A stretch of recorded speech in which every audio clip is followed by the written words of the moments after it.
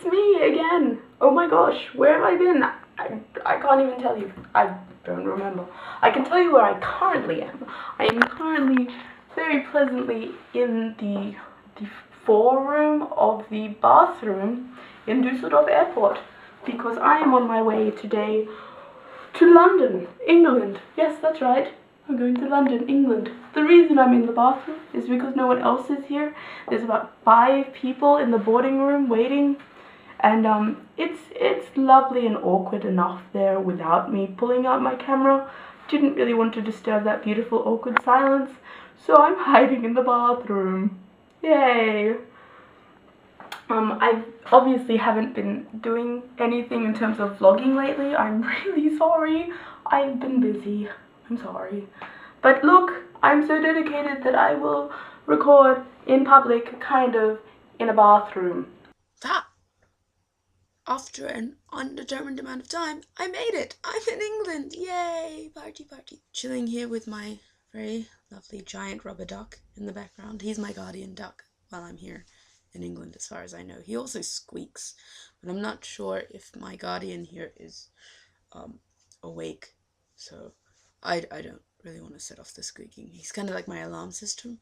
If someone like sneaks in to the 2nd story window that is there, I just grab my duck and just squeeze him, and he makes a really loud noise. Customs. I had a slight problem with customs. Apparently, being an Australian who's lived in Germany for the last year means that it's a little bit more difficult trying to enter the kingdoms that are united. For example, if English wasn't my mother language, I reckon I probably would have screwed up at some point.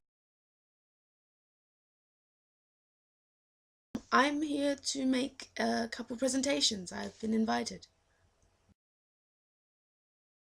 Oh, well, I'm giving a couple speeches to different Rotary groups here over my exchange.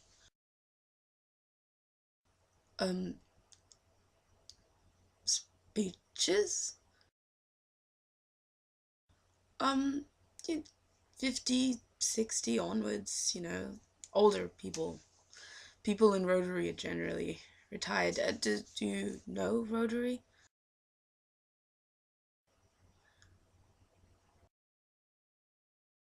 Yeah, I am an exchange student. I exchanged. I'm talking about my exchange year in my speeches, and Australia. I'm an exchange student. Okay. So yeah, that was something. Didn't know it was that difficult to get into the country here in United Kingdoms, but it was really unusual. A lot of people in my line, we were in the non-European line, because all the Europeans had a lot of lines, and at the very end of the room was the one line that existed for anyone who wasn't a part of the European Union, where we found a lot of Commonwealth people, and they seemed really confused as to why it was so hard for them to enter into the UK. And then I also thought it was a bit odd that the UK makes it so special for the European people to go through, like most European countries, but they don't actually adhere to the Euro system. I don't know, seems a bit contradictory to me. Today we're heading off to Cambridge, which should be exciting, and then yay, Cambridge. After that we'll be heading over to a dance school, and the owner of the dance school slash dance teacher happens to be 25 years old, apparently incredibly inspiring, and has done many things in her short time. So I'm going to have a chat with her. I realized a lot of my videos in England will be cut between my actual video recorder and my computer, which will make a very large difference in both quality and aspect ratio, and I'm not really sure how to fix that yet. I haven't really played around with that, so I might be chopping and changing quite a lot. I'm sorry, but I can't carry my laptop everywhere, and I may have been intelligent enough to forget the cable to load my camera's battery at home. So we're in the car now, and we're on our way to Cambridge. To the park and ride just on the outskirts of Cambridge. Yes, exactly. I don't know what a park and ride is, but I'm sure it'll be interesting. What is a park and ride? Means I park my car and leave it and catch the bus into the city. So everybody piles on the bus and leaves their cars in one massive car park. Oh, so it's basically going from your private transport to public. Yeah. Thus avoiding having to park in the centre of Cambridge, which is not only difficult but expensive, and helps to reduce the traffic issues in Cambridge. Oh, that makes sense. That makes sense. Actually, I don't think I've managed to let you introduce yourself yet, June. We should do that. Tell us about yourself while you're trying to focus on driving. I'd rather we wait until without thinking about the driving, if you don't mind. Would that be okay? Well, then it's not as fun if it's not dangerous. It's not. So we've just arrived in Cambridge. That's a lovely looking watchtower. We're wandering on the way to the bank now. I need to change some euros over because apparently being a part of the European nation doesn't mean they have to follow the euro here. So I have to change over to sterling. Is this the bank? Huh? That's the bank.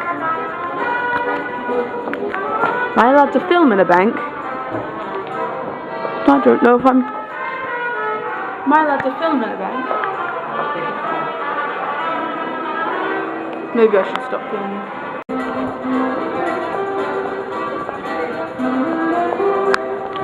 If we couldn't get any more stereotypical England, they've got when the Saints go marching in from a busking band here. So where to now? Right, we're going up here. Yeah. So these are all university colleges from Cambridge University. Yes, they're all part of Cambridge University. Very different to our colleges. That's the famous King's College. Oh. Well, that looks very remarkable. And behind the altar there, it's a very plain altar, but behind it, it has a very famous Rubens painting. Oh, really? Yeah. I didn't know. And this is called Trinity Street. And along here, there are a number of colleges, including Trinity College, John's College. I've heard of Trinity College. Gonville and Keys College. I just needed to share with you the cuteness of the little boy playing the saxophone.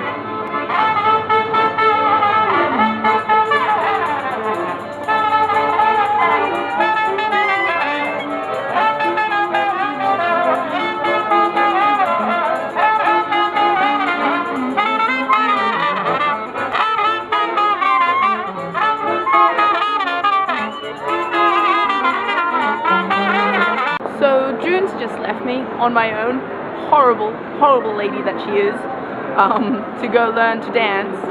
So now I'm wandering around in the middle of Cambridge, kind of just chilling and hoping I don't get lost. But I will probably get lost. I always get lost. People are looking at me funny. But I'm a tourist, so I'm allowed. Let's go upstairs.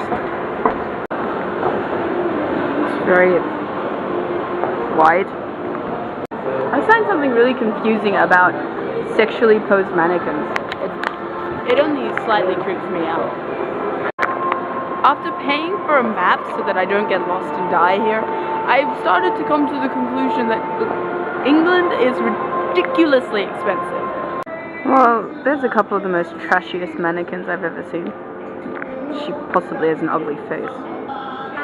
I'm wandering around the markets in England looking for something for my little sister. I don't know if I'm gonna find it here though. I don't like my chances.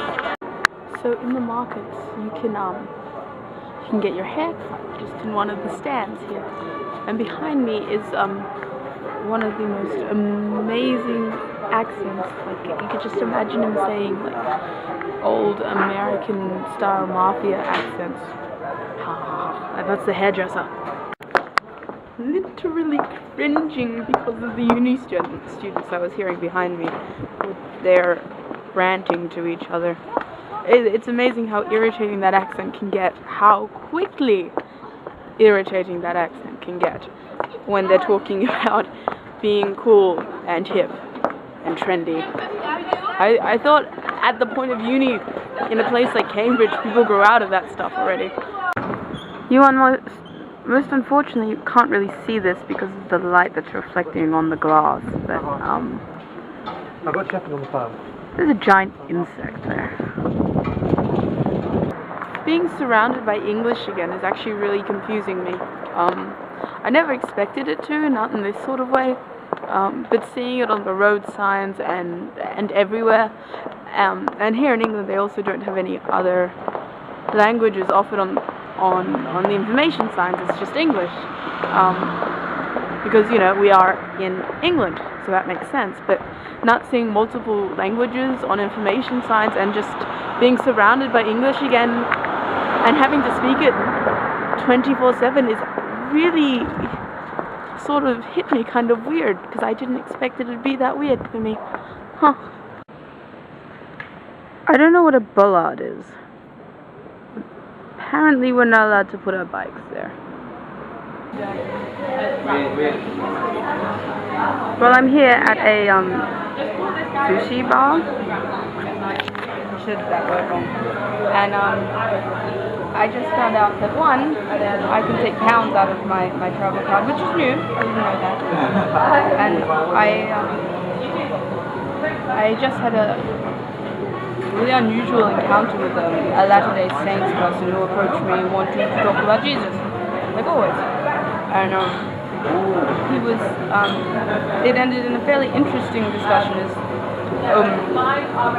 which ended up as me just asking him questions about whether or not he believed certain aspects of the Bible, if it was still relevant, and whether or not God approved of homosexuals, and why does God make homosexuals? And his answers were also kind of unusual. He wanted to then visit me at my house to discuss, the true spirit of God and such, which is all very well and it's good. I mean, if they're willing to fly out to Australia, then I'm happy to have them, I guess. Why is my computer not showing my battery bar? That makes no sense. It's not even an option. It's not an option to show your battery bar here. I don't know. If you know why my computer's doing that, leave a comment or text me if you know me.